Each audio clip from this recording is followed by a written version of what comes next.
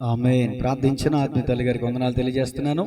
చేరొచ్చిన సంఘ బిడ్డలందరికీ మరొకసారి హృదయపూర్వకమైన వందనాలు. దయచేసి ఇక వాక్యానికి దైవజనులకు ఇచ్చిన తర్వాత ఎవరు మాట్లాడకూడదు, అటు తిరగొద్దు. మరి పిలుపుని మన్నించి మన మధ్యకు వచ్చినటువంటి దైవజనుల అభిషక్తులు మరి యేసువాణి గారు మన అందరికీ పరిచయమే, నేను పరిచయం చేయనక్కర్లేదు. కాబట్టి దైవజనులు అలాగే దైవజనులతో పాటు వారి కుమారుడు మరి సన్నిబాబు గారు కూడా మన మధ్యలోకి వచ్చారు. వారి ఇరువురికి కూడా సంఘ పక్షంగా హృదయపూర్వకమైన వందనాలు తెలియజేస్తూ సమయాన్ని దైవజనులకు ఇస్తుండగా చప్పట్లు కొడుతూ ప్రభు నామమున మహిమపరుద్దాం. అపోస్తుల కార్యముల గ్రంథము 13వ అధ్యాయం మొదటి 3 వచనాలు చదువుకుందాం. పరిశుద్ధ బైబిల్ గ్రంథంలో నుండి అపోస్తుల కార్యముల గ్రంథం. అంతియోకియాలో ఉన్న సంఘములో బర్నబా, నెగేర్ అనబడిన చదవం చదవం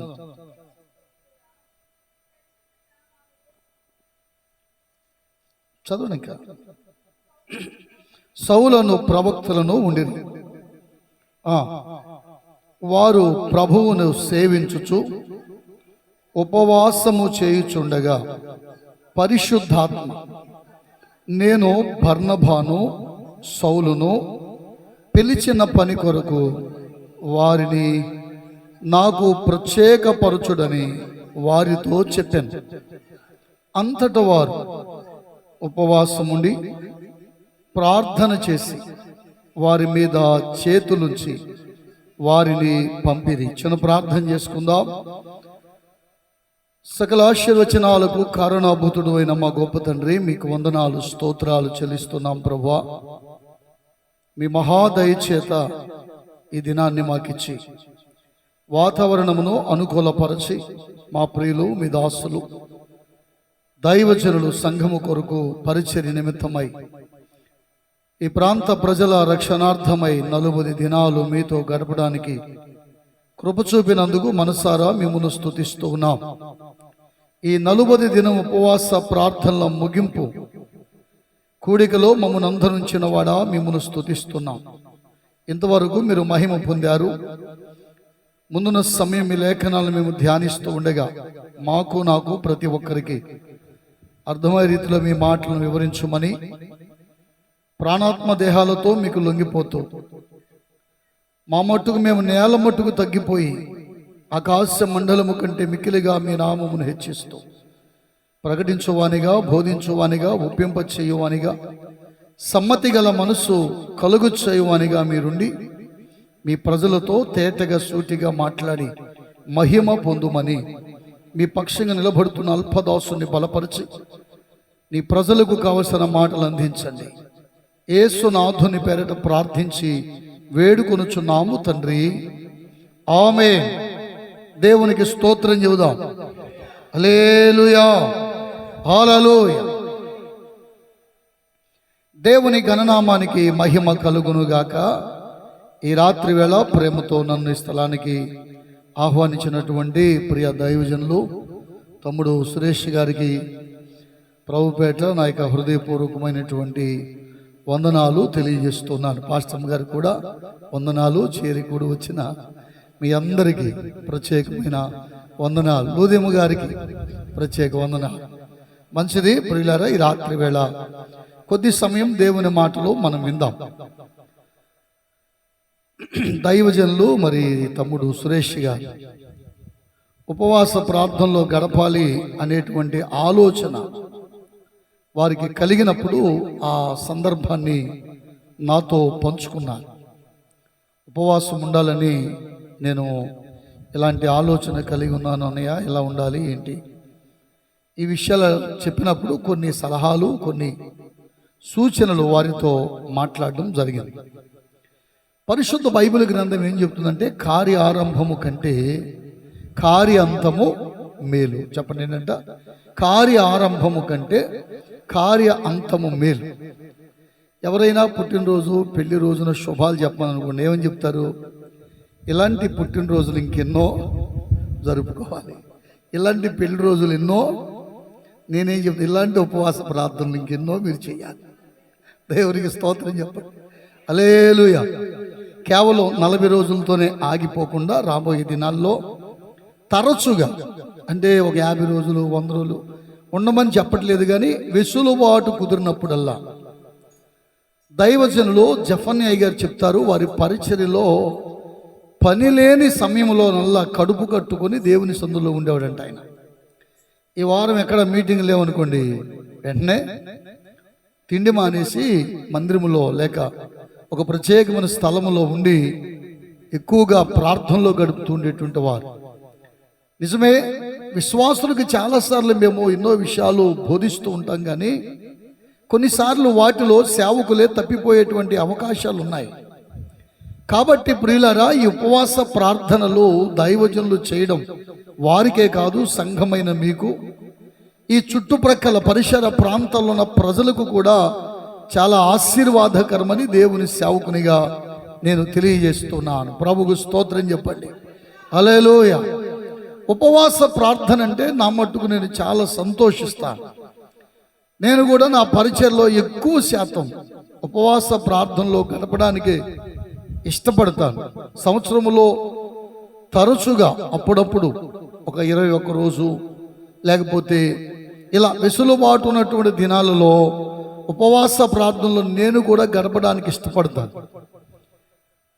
అయితే తమ్ముడు, ఉపవాసం ఉన్నటువంటి దినాలు మనము ఆలోచన చేస్తే మే నెల 19వ తారీఖు నుండి, అంతే తమ్ముడు, మే నెల 19 నుండి జూన్ నెల 27 వరకు. మే నెల అంటే వాతావరణం ఎలా ఉంటుందో మనందరికీ తెలుసు.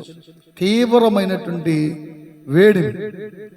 నేను కానీ మరి ఇంకెవరైనా కానీ సలహాలు ఇచ్చుంటే ఈ మే నెలలో వద్దులే అనే ఇచ్చుంటాను. నేను కూడా ఆ అన్నవారిలో ఒకనే కాబట్టి చెప్తున్నాను.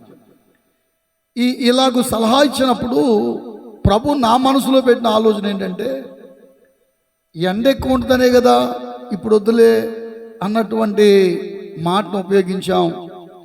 దైవజనుడైన మోషే గారు ఉపవాసం ఉన్నటువంటి ఆ సీనాయి పర్వతం బహుభయంకరమైన వేడిమి కలిగిన ప్రదేశం. ఒక కోడిగుడ్డు అలా పడి అక్కడ పగిలిపోతే అది అలా ఆమ్లెట్ అయిపోద్దంట ఆ కొండ మీద. అంత తీవ్రమైన వేడిమి కలిగిన స్థలములో 80 సంవత్సరాలు దాటినటువంటి ఒక దైవజనుడు, వృద్ధుడు 40 దినాలు దేవునితో గడిపాడు. కాబట్టి మే నెలని ఆ నెల ఈ నెల అనేది ఏమీ లేకుండా చక్కగా ఈ 40 దినాలు పూర్తి చేయడం చాలా సంతోషదాయకం. అయితే ప్రియమైన దేవుని సంగమా, దేవుని పిల్లలారా, ఉపవాస ప్రార్థనల ఈ ముగింపు రోజున దేవుని సంఘం ఏ విధముగా ఉండాలి, దైవజనుని యొక్క ప్రార్థన ద్వారా మనం ఏ రీతిగా ముందుకి కొనసాగాలి అనేటువంటి కొన్ని మాటలు దేవుని వాక్యములోని మీకు జ్ఞాపకం చేస్తాను. నాకు కొంత సమయం ఇచ్చారు, సమయానికే ముగించడానికి ప్రయత్నం చేస్తా. ప్రభుకు స్తోత్రం చెప్పండి. ఈరోజు విస్తరించి ప్రసంగమే ఉండదు, కానీ కొన్ని సూచనలు లేక మనకు అవసరమైనటువంటి కొన్ని సలహాలు దేవుని వాక్యములో నేను గుర్తు చేసి క్లుప్తంగా ముగిస్తాను. ఎందుకంటే మళ్ళీ రేపటి దినం మనందరికీ ఆరాధన సమయం కనుక ఎవరో ఇబ్బంది పడుకునేట్లుగా, మాకు కూడా 2 స్థలాల్లో పరిచయం ఉంది కాబట్టి నేను సకాలంలోనే ముగించేటువంటి ప్రయత్నం చేస్తాను. మనము చదువుకున్నటువంటి దేవుని వాక్యం అపోస్తల కార్యముల గ్రంథము 13వ అధ్యాయము మొదటి 3 వచనాలు చదువుకున్నాం. ఈ చదువుబడిన వాక్యంలో వ్రాయబడిన మాట ఏంటయ్యానంటే, వారు ప్రభువును సేవించుచు ఉపవాసము చేయుచుండగా. ఎవరండి ప్రభువుని సేవించుచు ఉపవాసము చేస్తున్నటువంటి ఆ సంఘం అనంటే, ఈ అపోస్తల కార్యముల గ్రంథము 13వ అధ్యాయములో రాయబడిన మాట ఏంటంటే, అంత్యొకయలో ఉన్న సంఘములో. ఎక్కడంట? అంత్యొకయ అనే మాటకు వడిగల రథము అని అర్థం, కదులుచున్న రథం. సంఘం అనేది ఒక చోట నిలిచిపోయింది కాదు, కదిలేటువంటిది. దేవుని పిల్లలు, దైవజనుడు అనేకమైన ప్రాంతాలు సందర్శిస్తూ అనేకుల కొరకు ప్రయాసపడుచు ప్రార్థనలు చేయొచ్చు అనేకులు దేవుని యొద్దకి నడిపించవలసిన వారమై ఉన్నాం. మనం అంత్యోకయ సంఘము అనేటువంటి మాటని మనము జ్ఞాపకం చేసుకున్నప్పుడు ప్రియులారా, దేవుని వాక్యంలో వ్రాయబడిన మాట ఏంటంటే, ఈ అపోస్తుల కార్యముల గ్రంథములోనే క్రొత్త నిబంధనలో 2 అంత్యోకయాలు ఉన్నాయి. ఎన్ని? 2. ఒకటి సిరియాలోను, మరొకటి పిసిదియాలోను ఉన్నట్లుగా అదే అపోస్తుల కార్యముల గ్రంథము 11వ అధ్యాయం 19వ వచనంలోను 13వ అధ్యాయము 14వ వచనంలో కూడా మనము చూస్తాం. ఈ అంత్యోకయలో ఉన్నటువంటి సంఘము యొక్క స్థాపన బహు గొప్పదిగా ఆశ్చర్యకరమైనదిగా మనకు కనబడుతుంది. ఒక దైవజనుని యొక్క రక్తములో నుండి పుట్టుకొచ్చినటువంటి సంఘంగా ఈ అంత్యోకయలో ఉన్న సంఘం మనం చూస్తాం. స్టెఫను మరణించిన తరువాత ఉద్భవించినటువంటి సంఘంగా ఈ అంత్యోకయలో ఉన్నటువంటి సంఘాన్ని గురించి పౌలు గారు మాట్లాడడాన్ని ఆ 11వ అధ్యాయములో మనం చూస్తాం ప్రియులారా. అయితే ఈ సంఘములో అనేక మంది ప్రార్థనా యోధులు ఉన్నారు. ప్రాముఖ్యమైన విషయం ఏంటంటే, వారు ఎలాంటి ప్రార్థన అనుభవాన్ని కలిగి ఉన్నారు అంటే, ఉపవాస ప్రార్థించే అనుభవము కలవారు. ప్రభుకు స్తోత్రం చెప్పండి. చూడండి, దైవజనుడు ఉపవాసం ఉండి ప్రార్థన చేస్తూ ఉంటే మరి సంఘం ఏం చేయాలా? సంఘం ఏం చేయాలి? ఎప్పుడైనా ఆలోచన చేశారా? ఇప్పుడు ఒక దైవజనుడు ఉపవాసం ఉండి ప్రార్థన చేసి, మీరు ఎక్కడికైనా వెళ్ళండి, ఏ సంఘానికైనా వెళ్ళండి, ఒక దైవజనుడు ఒక సమయాన్ని కేటాయించుకొని ఉపవాసములో ప్రార్థనలో గడుపుతూ ఉంటే మరి సంఘం ఏం చేయాలా? సంఘము కూడా దైవజనుడికి సహకారంగా ప్రార్థించేవారై ఉండాలి. దేవుని వాక్యాన్ని మనం పరిశీలన చేస్తే ప్రియులారా, దైవజనుడైన మోషే గారు 40 దినాలు ఉపవాసం ఉన్నట్లుగా వాక్యంలో మనం చదువుతాం. ఉపవాసం ఉన్న దైవజనుడు ఏం చేస్తున్నాడంటే దేవునితో మాట్లాడుతున్నాడు, దేవుడు కూడా దైవజనునితో మాట్లాడుతున్నాడు. మనం నిర్గమాకాండములో చూస్తే 33వ అధ్యాయము 11వ వచనం చదవండి. నిర్గమాకాండము 33వ అధ్యాయం 11వ వచనం. మనుష్యుడు తన స్నేహితునితో మాట్లాడినట్లు యెహోవా మోషేతో ముఖాముఖిగా మాట్లాడుచుండెను. ప్రభుకు స్తోత్రం, హల్లెలూయా. ఉపవాసమున్న మోషేతోనట దేవుడు దేవునితో మోషే ఎలా మాట్లాడుకుంటున్నారు? స్నేహితుని వలె. మనుష్యుడు స్నేహితునితో మాట్లాడినట్లుగా దేవుడు యెహోవా మోషేతో ముఖాముఖిగా మాట్లాడుతూ ఉన్నాడు. ప్రభుకు స్తోత్రం. అంటే ఉపవాసం అనేది అర్థం ఏమిటయ్యా? నెంబర్ 1, ఉపవాసము ద్వారా మనం ఏమవుతున్నామంటే శరీరమేమో బలహీనమవుతుంది, లోపలున్న ఆత్మ బలపడి ఉజ్జీవింపబడుతుంది. అందుకే ఉపవాసం ప్రతి ఒక్కరికి అవసరం. నాకు అక్కర్లేదు అనుకోవడానికి వీల్లేదు. ఉపవాసం అనేది ఖచ్చితంగా సంఘములో ఉన్నవారు చేయవలసినటువంటి పని. ఉపవాస ప్రార్థన చేయకపోతే యేసుప్రభువు వారే చెప్పారు, ప్రార్థన వలన గాక మరి దేని వలన ఇలాంటిది వదిలిపోవుట అసాధ్యమో. దేని వలన అంట? ప్రార్థన వలన తప్ప. ఆ కింద పుట్టినోట్లో మార్కు సువార్త 9:29 పుట్టినోట్లో ఏముందంటే ఉపవాస ప్రార్థన వలన అని ఉంది. ఏ ప్రార్థన చెప్పండి?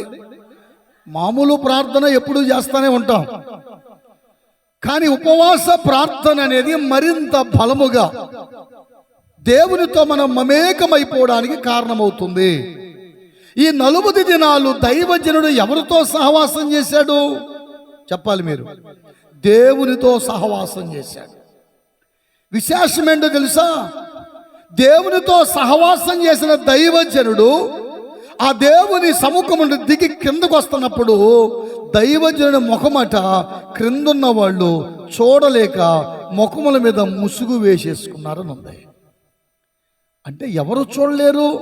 ఎవరైతే దేవుని ఆత్మను కలిగి దైవజనంతో సహకారంగా ఉండలేరో, ఈ 40 రోజులు దైవజనుని యొక్క ఉపవాస ప్రార్థన ఆయన ఏం చేసిందంటే దేవునికి ఒక స్నేహితుడిగా చేసింది.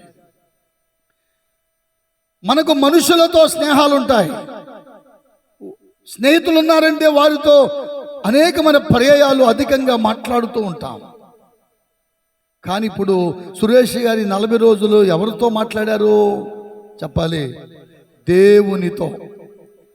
నేను ఒక రోజు ఉపవాస ప్రార్థన తీర్మానించుకుని 24 గంటలు మందిరములో నుంచి బయటికి రాకుండా ఎవరితో మాట్లాడకుండా, ఎవరితో కూడా ఏదైనా ఎవరికి అవసరమైతే రావడం, పేపర్ తీసుకోవడం, రాసి అక్కడికి పెట్టి వెళ్ళిపోవడమే. ఇలాగూ దేవుని సందులో కూర్చొని ప్రార్థన చేస్తున్నాను. ఓ రాత్రి గడిచిపోయింది. మళ్ళీ తెల్లారి ఉపవాస సమయం ముగించేలోపు సంఘములో ఒక కార్యము నిమిత్తమై ప్రార్థన చేయవలసి వచ్చింది. లైవ్ ఉంది కాబట్టి అన్ని వివరంగా చెప్పలేం కదా, మీరే అర్థం చేసుకోవాలి. వాళ్ళకేమో పాస్టర్ గారు రావాలి, ఖచ్చితంగా ఆయనే ప్రార్థన చేయాలా. కింద పాస్టర్ గారు ఏం చెప్తుందంటే, అయ్యా పాస్టర్ గారు ఎవరితో మాట్లాడరు, ఈరోజు రావడం కుదరదు, రేపు వచ్చి ప్రార్థన చేస్తారులే అంటున్నారు. కానీ విశ్వాసం ఎప్పటికీ మనసు ఏముంటుందంటే, ఎందుకు రాడు, మన కోసమే ప్రార్థన చేసేది. అప్పుడు ఆ ఇంటి వాళ్ళు ఏమన్నారంటే, అన్నయ్య ఉపవాసంలో ఉన్నాడు, ఈరోజు 6 గంటల వరకు రాడు, 6 గంటల తర్వాత వచ్చి ప్రార్థన చేస్తారు, ఆయన్ని మీరు ఇబ్బంది పెట్టవద్దు. దేవునికి స్తోత్రం చెప్పండి. హల్లెలూయా. అంటే దైవజనుని యొక్క ప్రార్థన సంఘం కోసమే కదా. దేవునితో ఒక సహవాసం ఏర్పాటు చేసుకుని కొన్ని దినాలను ప్రత్యేకపరుచుకొని ప్రార్థన చేస్తున్నప్పుడు, అంటే ఇది మొదటి ఆరంభమే కాబట్టి కొన్ని విషయాల్లో కొంచెం అంత పర్ఫెక్ట్ అయినటువంటి ఆ రీతిలో ముందుకు వెళ్ళలేకపోవచ్చు. కానీ ఇది ఆరంభమే. ఇంకా రాబోయే దినాలలో, సంవత్సరాల్లో ఇంకా అనేకమైన ఉపవాస దినాలు గడపాలి. ఎందుకంటే ఉపవాసం ఉన్నప్పుడు మ్యాక్సిమం మన వాక్యాన్ని గమనించిన 40 రోజులు మోషే ఎవరికైనా కనపడ్డా మాట్లాడాలి. అందుకే వాళ్ళు ఆహారం ఏమన్నారు, మోషే ఏమాయనో తెలియదు. అంటే మోషే 40 రోజులు ఎవరికి, మీరు కూడా 40 రోజులు ఉపవాసం ఉన్నప్పుడు జ్ఞాపకార్థకోవటం, ఆ కోటం ఈ కోటం అనకూడదు పాస్టర్ గారిని.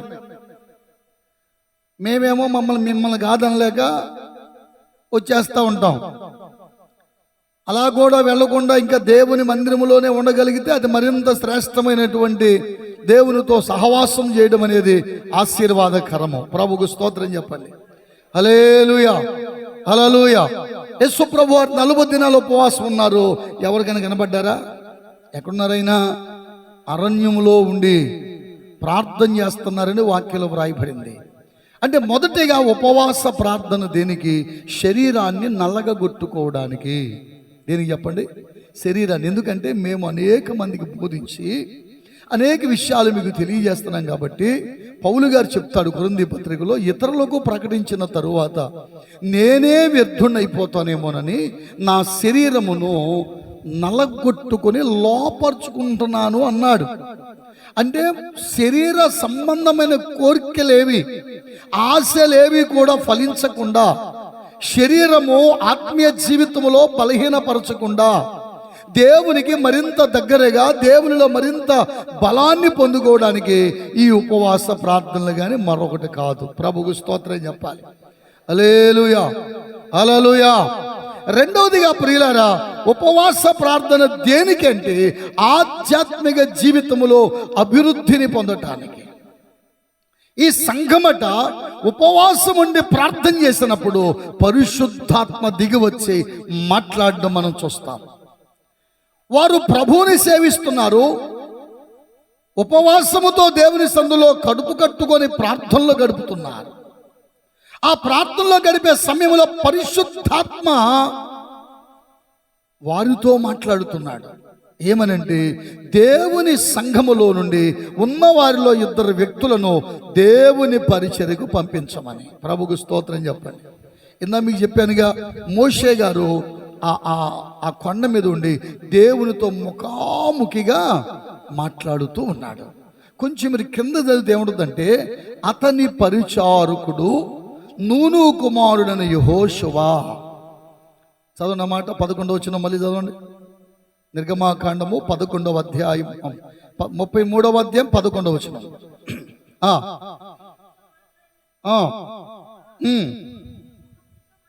మాట్లాడుచున్నాను. తరువాత అతడు అతని పరిచారకుడును నూను కుమారుడునైన యెహోషువ,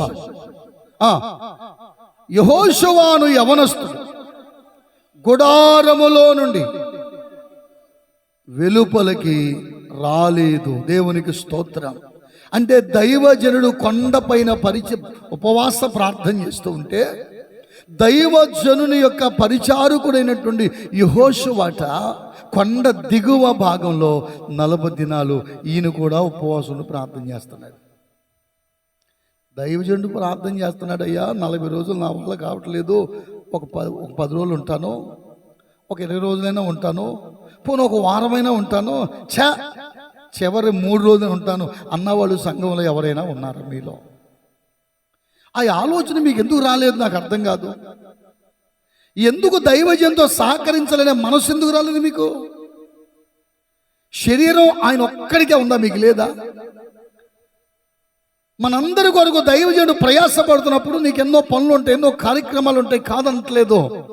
కనీసం కొద్ది రోజులైనా దైవజనంతో గడపాలనే మనస్సు మీకు రావాలి ఇక నుండైనా, ఇక ముందైనా. ఎందుకంటే మోషే గారు ఉపవాసముని ప్రార్థన చేస్తుంటే ఆయన పరిచారకుడు, ఆయన కూడా ఉపవాసంలో ఉన్నాడు. సంఘము కూడా ఉపవాస ప్రార్థనలోకి వచ్చేయాలి. దేవునికి స్తోత్రం చెప్పండి.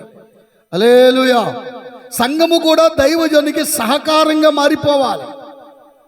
పరిచారకుడు అంటే అర్థం అదే. దేవుని మందిరములో మనము పరిచర్య చేసేటువంటి ఆ విధానాన్ని కలిగి ఉండాలంటే పరిచర్యలో ఒక భాగం ఏంటంటే, దైవజనుడు ఉపవాసమును ప్రార్థిస్తున్నప్పుడు మనము కూడా దైవజనునికి సహకారులముగా ఉన్నామా? పోనీ అనుదినం ఏదో ఒక సమయాన్ని కేటాయించుకొని దైవజనుతో వచ్చి ప్రార్థనలో గడుపుతున్నామా? ఈ రోజున దేవుని సేవకుడు తనను తాను దేవుని ఎదుట, దేవుని సన్నిధిలో తన శరీరాన్ని నలగొట్టుకొని, శారీరకంగా బలహీనుడైనప్పటికీ దేవుని సన్నిధిలో మీ అందరి కొరకై దైవజనుడు ఎందుకు ఉపవాస ప్రార్థనలు చేస్తారంటే, ఆయనకేదో కొదువయి కాదు, ఆయనకేదో లేక కాదు, ఆయన భౌతిక సంబంధమైన అవసరాల కోసం కాదు. మరి ఎవరి కోసమయ్యా? మీరు లేఖనాల్లో గమనిస్తే చాలా మంది భక్తులు, మోషే, అహరోను, దానియేలు, నెహెమ్యా, వీళ్ళందరూ కూడా ఉపవాసాలుండి ప్రార్థన చేశారు. ప్రజల కోసమే దేవుని సన్నిధిలో అడ్డుపడిపోయినటువంటి వ్యక్తులుగా కనబడుతున్నారు.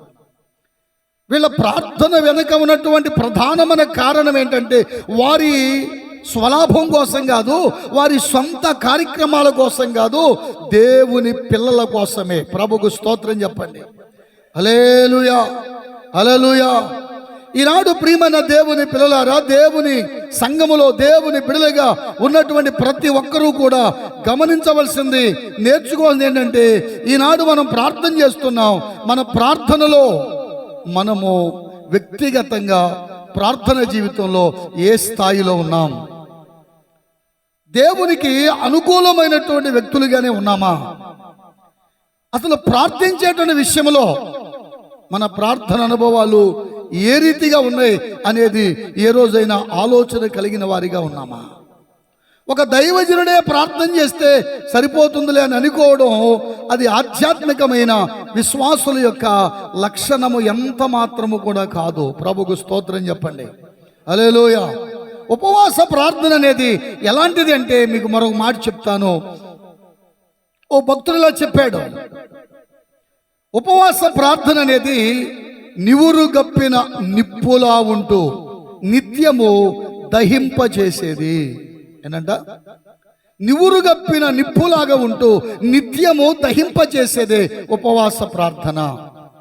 ఈ ఉపవాస ప్రార్థనలు అనేక మంది భక్తులు చేసి మనందరికీ మార్గదర్శమైనటువంటి మన ప్రభువైన యేసుక్రీస్తు వారు కూడా ఆయన 40 దినాలు ఉపవాస ప్రార్థనలు చేశారు. ఇది ముగింపు కదా, మిమ్మల్ని ముగింపులో తీసుకెళ్తాను. లూకా సువార్త 4వ అధ్యాయము చూడండి, త్వరగా ముందుకెళ్దాం. లూకా సువార్త 4వ అధ్యాయములో యేసు ప్రభు వారు ఉపవాసములను ముగించినటువంటి ఆ సందర్భం రాయబడింది. చూద్దాం మొదటి నుంచి. చదువమ్మా. యేసు పరిశుద్ధాత్మ పూర్ణుడై యోర్దాను నది నుండి తిరిగి వచ్చి 40 దినములు ఆత్మచేత అరణ్యములో నడిపింపబడి అపవాది చేత శోధింపబడుచుండెను. ఆ దినములలో ఆయన ఏమీ తినలేదు. అవి తీరిన తరువాత ఆయన ఆకలిగొనగా చాలు. అంటే యేసు ప్రభు వారు 40 దినాలు ఉపవాసం ఉండి ప్రార్థన చేశారు, మనకు తెలుసు.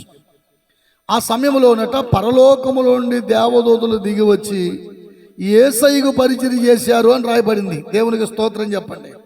హల్లెలూయా. ఎవరంట? పరలోకము నుండి దేవదూతలు దిగి వచ్చి. మీ క్వశ్చన్ మార్క్ మొగలు తీసేసి వాక్యం తెలిస్తే చదవండి. మార్కు సువార్త 1వ అధ్యాయం 13వ వచనం. మార్కు సువార్త 1వ అధ్యాయం 13వ వచనం మాట ఉంటుంది.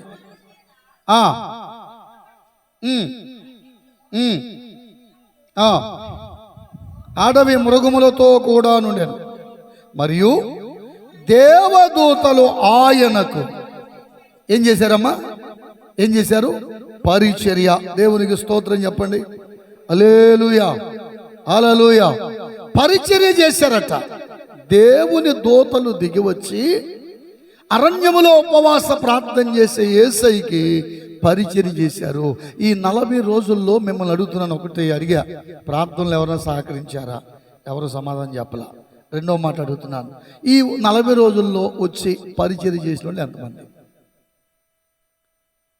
ప్రార్థనలో లేరు, కనీసం పరిచర్యలోనే ఉన్నారా?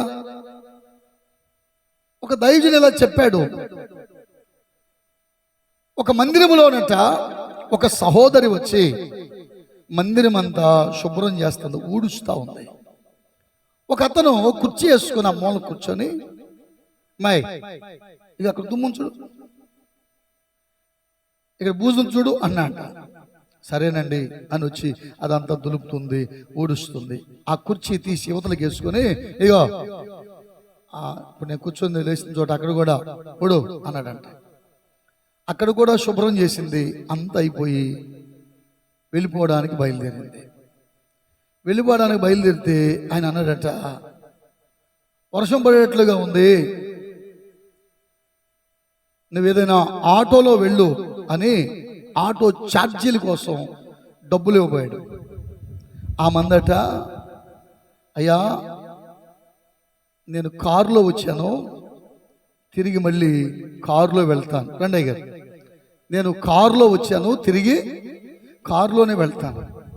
ఆయన ఆశ్చర్యపోయి, కారులో వచ్చారా? మీరు ఏం చేస్తారు అని అడిగారు. ఏనండి మీరేం చేస్తారు అని అడిగారు. మీరేం చేస్తారని అంటే ఆవిడ తన విజిటింగ్ కార్డు తీసి ఆ వ్యక్తి చూపించింది. ఆ కార్డు చూసి ఆశ్చర్యపోయాడు. ఎవరామె అంటే ఒక పెద్ద సాఫ్ట్వేర్ కంపెనీకి CEO. ఓ పెద్ద సాఫ్ట్వేర్ కంపెనీకి CEOగా ఉన్న ఆవిడే కారు వేసుకొని మందిరానికి వచ్చి మందిరాన్ని శుభ్రం చేస్తూ ఉంటే, ఈ కూర్చొని కబుర్లు చెప్పే వ్యక్తి ఎవరంటే అందులో ఒక చిన్న ఉద్యోగి. అదే కంపెనీలో పనిచేస్తున్నాడు కానీ ఆమె ఎప్పుడు చూడలేదు, ఆమె పేరు విన్నాడు కానీ మనిషిని చూడలేదు. చూచి ఆశ్చర్యపోయాడు. మీరు ఎంత పెద్ద స్థానంలో ఉండి మీరు వచ్చి మందిరం ఊడుస్తున్నారా అని అంటే ఆమె అందట, మందిరములో అందరూ సమానమే, ఇక్కడ ఏ భేదాలు లేవు, ఉన్నవాడు లేనివాడు, వాళ్ళు వీళ్ళు అనే వ్యత్యాసం లేదు. ఇది దేవుని మందిరం. అంటే దేవుని మందిరములో పరిచర్య చేసే విషయంలో ఎవరైతే సమర్పణ కలిగి ఉంటారో, దేవుని మందిరములో దేవుని సేవకుడు కడుపు కట్టుకొని మోకాళ్ళ మీద పడి కన్నీటి ప్రార్థనతో దేవుని సందులో గడుపుతూ ఉంటే సంఘం మరింత బలముతో కదా ముందుకు వెళ్ళాలి, మరింత సహకారంగా నిలబడాలి కదా. ఈ రోజున దేవుని పిల్లలారా నేర్చుకోవాలి ఏంటంటే, నా దైవజనుడు ప్రార్థనలో ఉంటే నేను కూడా ప్రార్థించే వ్యక్తిగా ఉండాలి. మోషే కొండ మీద చేతులెత్తి ప్రార్థించేటప్పుడు ఊరు అహరోనులు ఎలాగైతే ఇద్దరు చెరువైపు నిలబడి చేతులు ఆదుకున్నారో, ప్రార్థనలో నిలిచేవారు, పరిచర్య చేసేవారు, దేవుని పరివారాన్ని భుజాల మీద మోసేవారు, సంఘములో కావాలనే దినాలలో ప్రభు ఉపవాసం ఉంటే పరలోకం నుంచి దేవదూతలు దిగి వచ్చి ఆయనకు పరిచర్య చేసినట్లుగా మనం చదువుతున్నాం. సాధారణంగా ఎవరికైనా ఆకలి ఎప్పుడు అర్థండి? ఉపవాసంలో ఉన్నప్పుడు. మాట్లాడరే, ఉత్తప్పుడు కంటే కూడా ఉపవాసంలో ఆకలి ఎక్కువ. కొంతమంది చూస్తూ ఉంటాం, ఉపవాస ప్రార్థన అని చెప్తారు, ఇక ఆ రోజు ఎక్కడలేని స్పెషల్ వెరైటీ వంటకాలన్నీ ఆ ఇంట్లోనే ఉంటాయి. ఏంటన్నారు అనుకోండి, ఉపవాస ప్రార్థన. ఉపవాసం అంటే అర్థం ఏంటి? ఏమీ తినలేదు, ఏమీ త్రాగలేదు అని స్పష్టంగా బైబిల్లో రాశాడు. యేసుక్రీస్తు ప్రభు వారట ఏమీ తినలేదు. మోషే గారిని గురించి కూడా రాయబడి ఉంటుంది, అతడు ఆహారం తినలేదు, నీళ్లు త్రాగలేదు. స్పష్టంగా రాయబడి ఉంటుంది 34వ అధ్యాయంలో. సరే, శరీర బలహీనతలు బట్టి, నాడున్న పరిస్థితులను బట్టి, ఏదో తప్పని పరిస్థితుల్లో ఏదో ఎంతో అంతో తీసుకొని ఒక పూట ఉపవాసమో ఏదో రకంగా ముందు కొనసాగిపోతున్నటువంటి పరిస్థితుల్లో సాధారణంగా ఆకలి ఎప్పుడు వేయాలి? యేసు ప్రభు వారికి 40 రోజులు ఉపవాసంలో ఉండగా ఆకలి వేయాలి. అప్పుడు ఆయనకి ఆకలి వేయలేదు, ప్రార్థనలోనే ఉండిపోయాడు. అడవి మృగముల మధ్య ఉన్నాడు అని దేవుని వాక్యం మళ్ళీ అటు వెళ్ళామనుకోండి, ఈ రాత్రి సమయం చాలదు. దేవునికి స్తోత్రం చెప్పండి, హల్లెలూయా. ఇప్పుడు ఉపవాసం ఉన్న యేసు ప్రభువాని గురించి రాయబడిన మాట ఏంటంటే, ఆ దినములు తీరిన తరువాత, అవి తీరిన తరువాత ఆయన ఆకలి కొనగా. ఎప్పుడు ఆకలి వేసింది యేసయ్యకి చెప్పాలి? 40 దినాలు పూర్తయిపోయిన తరువాత. ఇప్పుడు అయ్యగారు ఉపవాస ప్రార్థనలు ముగింపు, ఈరోజు ముగింపు అయిపోయింది. ఇప్పుడు అయిన తర్వాత మనం చెప్పాలా భోజనం చేయండి అయ్యగారని? మాట్లాడండి.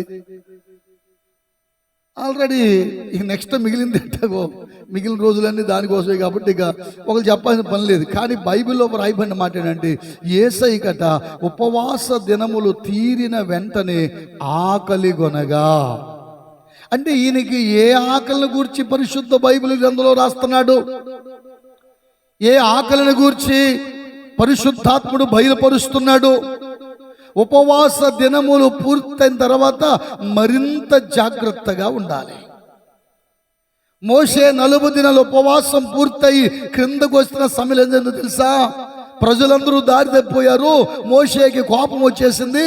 40 దినాల ఉపవాసం ఉన్నటువంటి ఆ ఉపవాస ప్రార్థన ఫలితంగా పొందిన ఆ 10 ఆజ్ఞల 2 పలకలు ఆ కొండకేసి కొట్టేశాడు. అవి పగిలిపోయాయి. అంటే ఉపవాసం ఉన్నప్పటికంటే ఉపవాసం అయిన తర్వాత మరింత జాగ్రత్తగా ఉండాలి. ఎందుకంటే మనం దేవునితో ఉన్నాం కాబట్టి క్రిందున్న ప్రజలు కానీ, సంఘములో ఉన్నవారు కానీ, ఇంటిలో ఉన్నవారు కానీ, వారిలో నుండి అపవాది ఏ రీతిలోనైనా మన మీద నీ ఉపవాస దినాల్లో చేసిన ప్రార్థనలు వ్యర్థమై ప్రయత్నాలు చేస్తాడు. ఉపవాసమున్న దినముల కంటే ఉపవాసము తీరిన తర్వాత మరింత జాగ్రత్తగా ఉండాలి. వాక్యాన్ని ఆధారం చేసుకోవాలి. యేసు ప్రభు వారికి ఆకలేసింది. అప్పుడు వాక్యంలో వ్రాయబడిన మాట ఏంటంటే, అపవాది ఆయన యొద్దకు వచ్చి అన్నాడు, నీవు దేవుని కుమారుడు అయితే ఈ రాళ్లను రొట్టెలుగా చేసుకొని. ఇప్పుడు యేసు ప్రభు దగ్గరికి ఉపవాసం అయిన తర్వాత ఎవరు వచ్చారు? మాట్లాడాలి. యేసయ్య దగ్గరికి వచ్చాడంటే సురేష్ గారి దగ్గర రావడం మీద విశేషమా? మాట్లాడేంటి? అప్పుడు ఏం చేయాలా?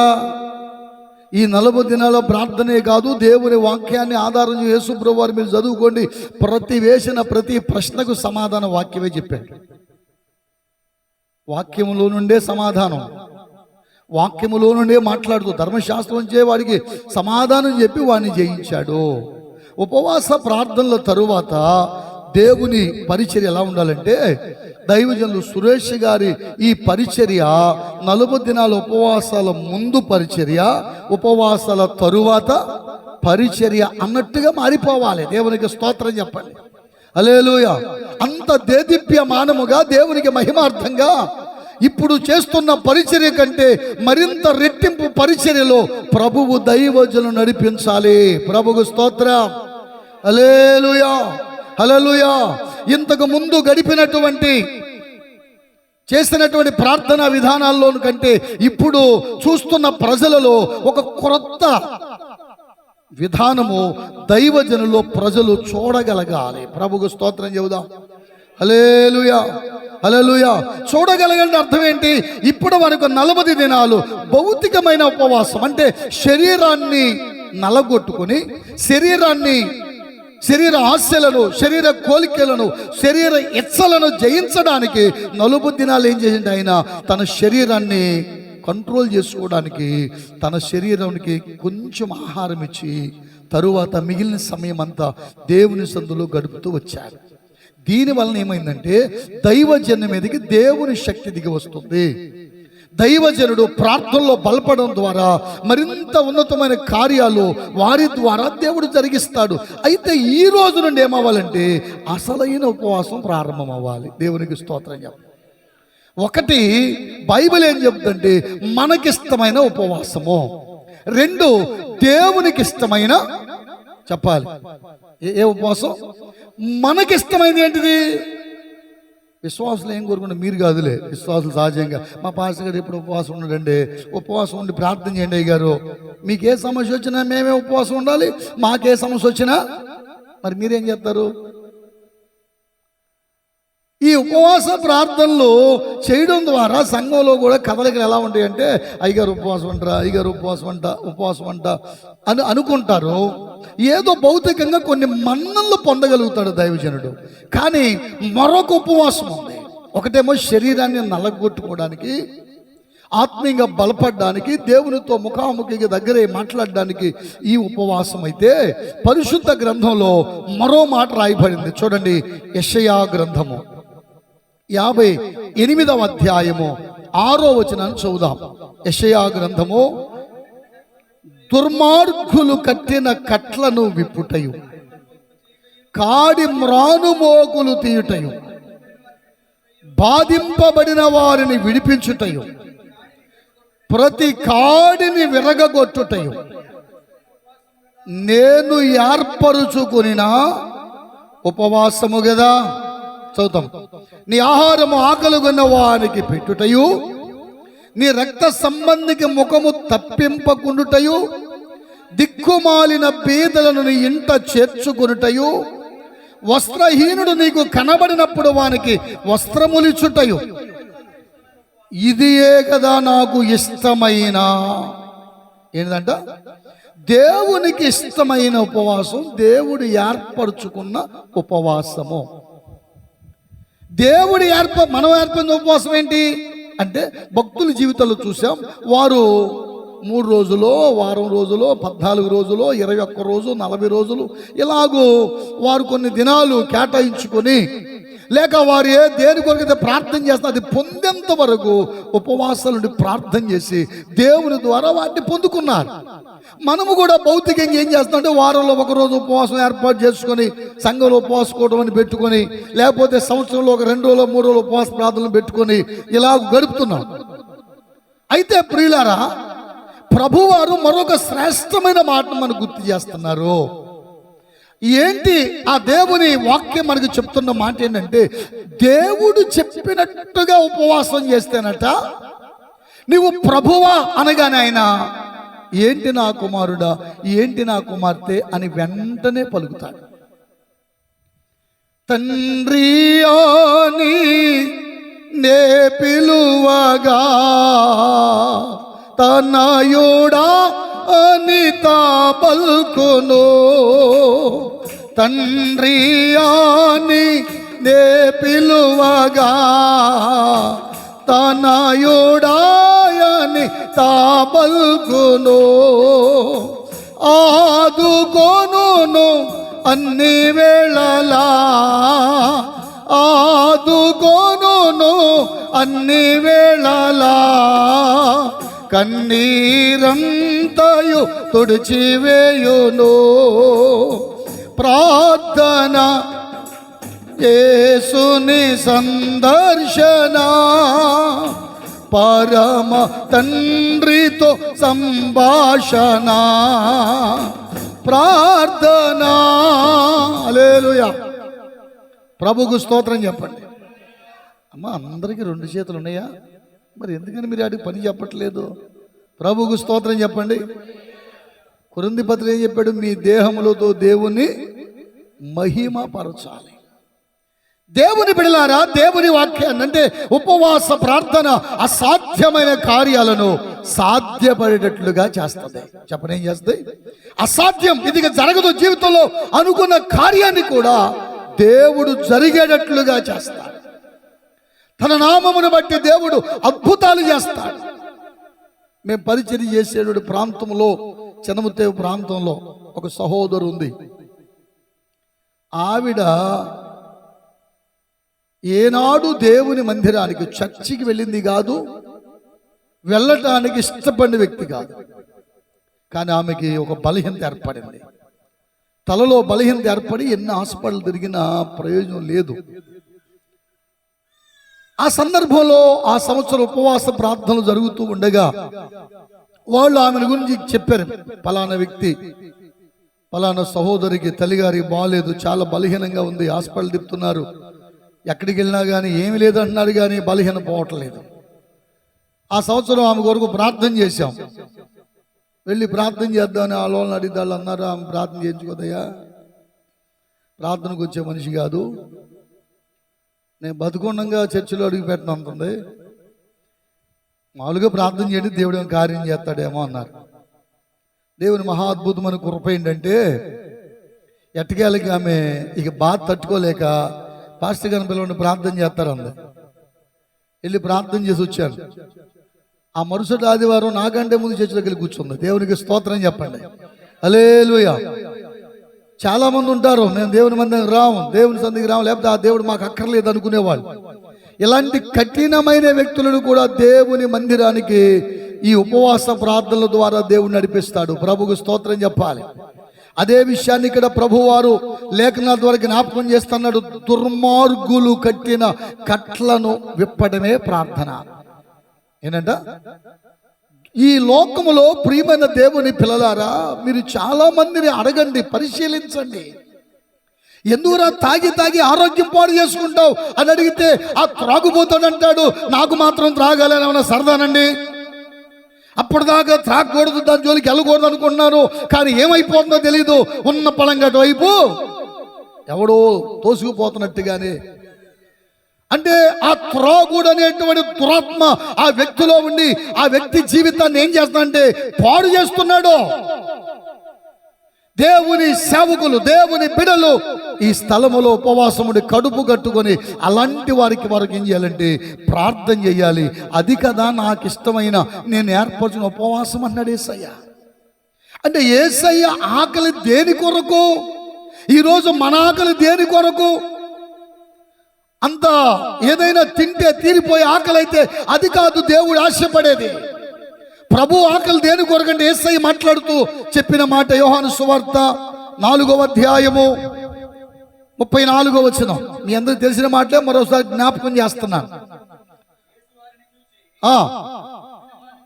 నన్ను పంపిన వాని చిత్తము నెరవేర్చుటయు ఆయన పని తుదముట్టించుటయు. ఏంటంట? అంటే ఇప్పుడు యేసయ్య ఆకలి దేని కొరకు? రొట్టె కోసమా? మాట్లాడాలి. రొట్టె తింటే తీరిపోయే ఆకలి అయింది, భౌతికమైన ఆహారం కాదు. ఆయన ఆకలి భౌతిక సంబంధమైన వాటి కోసం కాదు.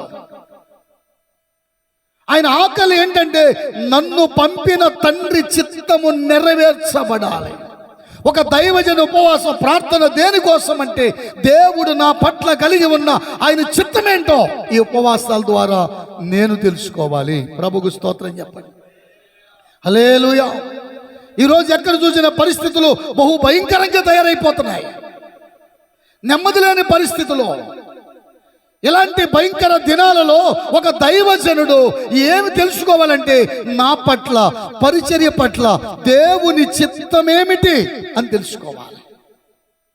ఆ రోజు వాళ్ళు ఉపవాసముని ప్రార్థన చేస్తే అంత్యోకయ సంఘంలో జరిగింది ఏంటంటే, పౌలుని, బర్నబాని వారిని నా పని కొరకు నేను వారిని కోరుకున్నాను, వారిని ప్రత్యేకపరచండి అన్నాడు. ఈ రోజు నీ ఉపవాస ప్రార్థన ద్వారా ప్రభు మనకు చెబుతున్న మాట ఏంటంటే, దుర్మార్గులు కట్టిన కట్లను విప్పడమే. ఈరోజు ఎంతమంది తెలియక అమాయకంగానే దుర్మార్గుడైన అపవాది కట్ల చేత కట్టబడి ఉన్నారో, అది ఆ కట్ల నుండి ఆ ప్రజలను విడిపించడానికి ఈ ఉపవాస ప్రార్థన. ప్రభుకు స్తోత్రం చెప్పు. హల్లెలూయా, హల్లెలూయా. దానియేలు ఉపవాసం ఉన్నాడండి. దేని కొనుక్కున్నాడు? మాట్లాడాలి. దేనికోసం ఉపవాసం ఉన్నాడు ఆయన? అసలయ్యా ఇదిగో ఆ దర్శన భావం ఏంటి? మేము ఈ యొక్క చెరలోనికి వచ్చాం. ఈ చెరలో ఉన్న మేము విడిపించబడి మరలా మా స్వదేశానికి వెళ్తామని ఇర్మియా ప్రవక్త ద్వారా నువ్వు మాట్లాడావు కదా. ఆ మాట్లాడినటువంటి మాట ఎందుకు ఇంకా నెరవేరలేదు? 70 సంవత్సరాల్లో మాకు విడుదల రావాలి, ఎందుకు రాలేదు తెలుసుకోవడానికి ఉపవాసం ఉండి ప్రార్థన చేయడం మొదలెట్టాడు. దేవునికి స్తోత్రం చెప్పండి. హల్లెలూయా. ఉపవాసం ఎలా చేశాడట చూద్దాం. చూడండి, దానియేలు గ్రంథము 9వ అధ్యాయము 3వ వచనం. దానియేలు గ్రంథము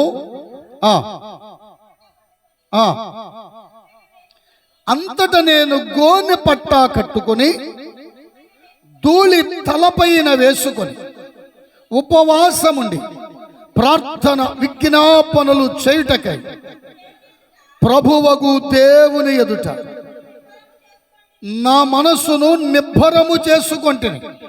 నేను నా దేవుడైన యెహోవా ఎదుట ప్రార్థన చేసి ఒప్పుకొన్నదేమనగా, ప్రభువా,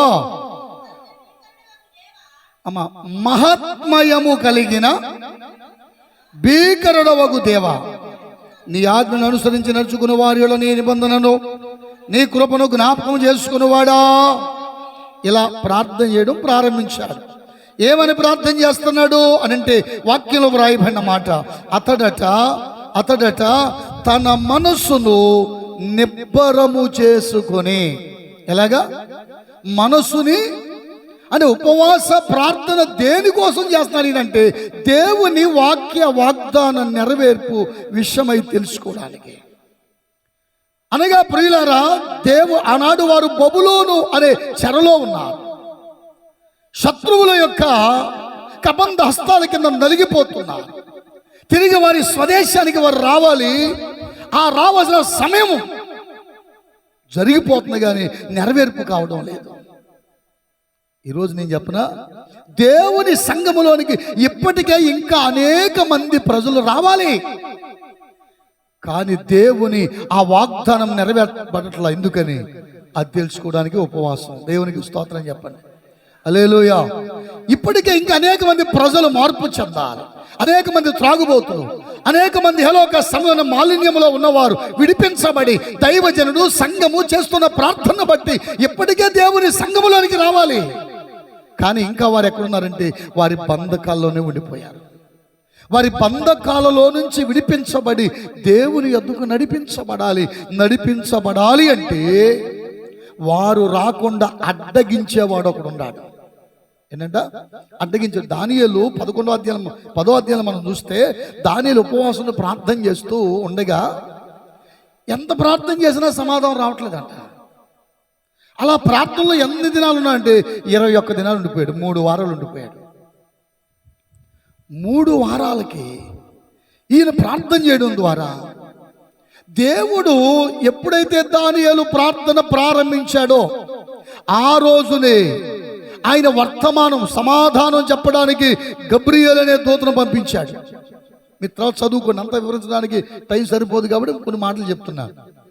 ఎప్పుడైతే దానియేలు ప్రార్థన చేయడం ప్రారంభించాడో అప్పుడే వాస్తవానికి సమాచారం తీసుకుని గబ్రియేల్ అనే దేవదూత బయలుదేరాడు. ఆ దూత దానియేలు దగ్గరికి వచ్చేప్పటికి 21 రోజులైంది. అర్థమవుతుందా? ఇప్పుడు సురేష్ గారు 40 రోజులు ఉపవాసాలు ఉండాలి అనుకున్నాడు, 40 రోజు ఇవాళ కాదు ముగించేస్తున్నాడు. దానియేలు ఉపవాసం అలా కాదు. ఎలాగూ ఒక విషయం తెలుసుకోవడానికి ప్రార్థన చేస్తున్నాడు. ఆ సమాచారం వచ్చేదాకా అక్కడే ఉండి ప్రార్థన చేస్తున్నాడు. సమాచారం ఆయనకు అందేటప్పటికి 21 రోజులైంది. అంటే 21 రోజులు ఎందుకు ఆలస్యమైంది? ఎందుకు దేవుడు 21 రోజులు ప్రార్థన చేస్తే కానీ జవాబు ఇవ్వడా అంటే కాదు. సమాచారం తీసుకొస్తున్న గబ్రియేల్ అనే దూతనట పారసీక అధికారి, అంటే యహలోక సంబంధమైనటువంటి దుష్టుడు గబ్రియేల్ని అడ్డగించి ఆపేశాడు అక్కడ. దానియేలు గ్రంథము 10వ అధ్యాయం చూడండి, ఆ మాట చూపిస్తాను. దానియేలు గ్రంథము 10వ అధ్యాయంలో ఈ విధంగా మాట్లాడుతున్నాడు. అమ్మ 12 చదువు. అప్పుడు అతడు, దానియేలు భయపడకుము, నీవు తెలుసుకొనవలెనని నీ మనసును అప్పగించు, దేవుని ఎదుట నిన్ను తగ్గించుకొనిన ఆ మొదటి దినము మొదలుకొని నీవు చెప్పిన మాటలు వినబడినవి. నీ మాటను బట్టే దేవునికి స్తోత్రం చెప్పండి. ఎప్పుడు వినబడ్డే దేవునికి ఆ మాటలు? ఎప్పుడు ఈయన ప్రార్థన దేవుని సముఖానికి వెళ్ళింది? ఎప్పుడు దేవుని ఆ సముఖానికి దేవుని ఈ యొక్క దానియేలు ప్రార్థన చేరి దేవుడు సమాధానం ఇవ్వడానికి గబ్రియేల్ని పంపించంటే ఆ మొదటి రోజే సురేష్ అయ్య గారు చేస్తున్న ప్రార్థనలో ప్రారంభ రోజునే దేవుని సముఖానికి వెళ్ళిపోయాయి. అయితే కార్యం ఎందుకు జరగట్లేదు? మనం ఎంతో మంది కొరకు ప్రార్థన చేస్తూ ఉంటాం, ఎన్నో కుటుంబాల కొరకు దేవుని సన్నిధిలో కన్నీరు గారుస్తూ ఉంటాం. కానీ కొన్నిసార్లు ఏమనిపిస్తుంది అంటే ఎంతసేపు ఎన్ని దినాలు ప్రార్థన చేసినా, ఎంతకాలం ప్రార్థన చేసినా ఎందుకు దేవుడేం చేయకపోవడం కాదు. ఆ మొదటి రోజే నేను బయలుదేరాను. అయితే అక్కడ వచ్చిన చదవండి 13వ వచనం. పారసీక రాజ్యాధిపతి 21 దినాలు నన్ను ఏంటంట ఈ సమాధానం తీసుకొస్తున్నటువంటి దేవుని దూతైన గబ్రియేల్ని పారసీక రాజ్యాధికారి అనబడినటువంటి లోకాధికారి అయినటువంటి వాడు అపవాది వారి సమూహం అడ్డగించేశారు. ఒక రోజునట భారతదేశం నుండి కొంతమంది దైవజనులు దక్షిణ కొరియా ప్రాంతానికి వెళ్ళి అక్కడ పరిచయం చేస్తున్న దైవజనుడు పాల్ యాంచో గారిని అడిగాట, అయ్యా ఎన్నో సంవత్సరాలుగా పరిచయం జరుగుతాయి మా దేశంలో, మా భారతదేశంలో ఎంతో మంది దైవజనులు, గొప్ప గొప్ప దైవజనులు వచ్చారు, ప్రార్థనలు చేశారు, అద్భుతాలు చేశారు, ఎన్నో కార్యాలు మేము చూసాం. అయినా ఇంకా చాలా మంది ప్రభు యొద్దకు రాకుండా మిగిలిపోతున్నారు. మీ దక్షిణ కొరియాలో ఇంత గొప్ప మార్పు రావడానికి, ఇంత గొప్ప పెద్ద సంఘానికి మీరు కాపరు అవ్వడానికి కారణం ఏంటి అని తెలుసుకోవడానికి వెళ్ళి ఆయన ప్రశ్నిస్తే ఆ పాల్ యాంచో గారు ఒక మాట చెప్పాడట. ఏంటంటే మేము ప్రతి దినము తెల్లవారి 3 గంటలు లేచి ఆకాశ మండలంలో ఉన్న దురాత్మల సమూహాన్ని బంధించేస్తాం. దేవునికి స్తోత్రం చెప్పండి. హల్లెలూయా. వారి ప్రార్థన ఏంటి? వారి ప్రార్థన ఏంటి? మా పిల్లల చదువులు, వాళ్ళకి బట్టలు, వీళ్ళకి షూలు, ఈ ప్రార్థనలు కాదు. మా దక్షిణ కొరియా ప్రాంతం మీద ఆవరించి ఉన్నటువంటి దురాత్మల సమూహం అంతటిని బంధించేస్తున్నాం ప్రభు అని ఆకాశ మండలంలో ఉన్న దురాత్మల సమూహాన్ని బంధిస్తున్నారట వాళ్ళు. అందుకే ఆ దురాత్మ శక్తులేవి కిందకి దిగివచ్చి ఎవరిని కూడా నాశన మార్గంలోనికి నడిపించలేకపోతున్నాయి. ఈరోజు మన ప్రార్థనలు ఎలా ఉన్నాయి? మనం వేడి కొరకు ప్రార్థన చేస్తున్నాం. దానియేలు చేస్తున్న ప్రార్థన బంధించబడిన గబ్రియేలు దూత విడుదలకు కారణమైంది. 11వ అధ్యాయం 1వ వచనం త్వరగా. మిఖాయేలును స్థిరపరుచుటకును బలపరుచుటకును ఎవరు నిలబడ్డారు?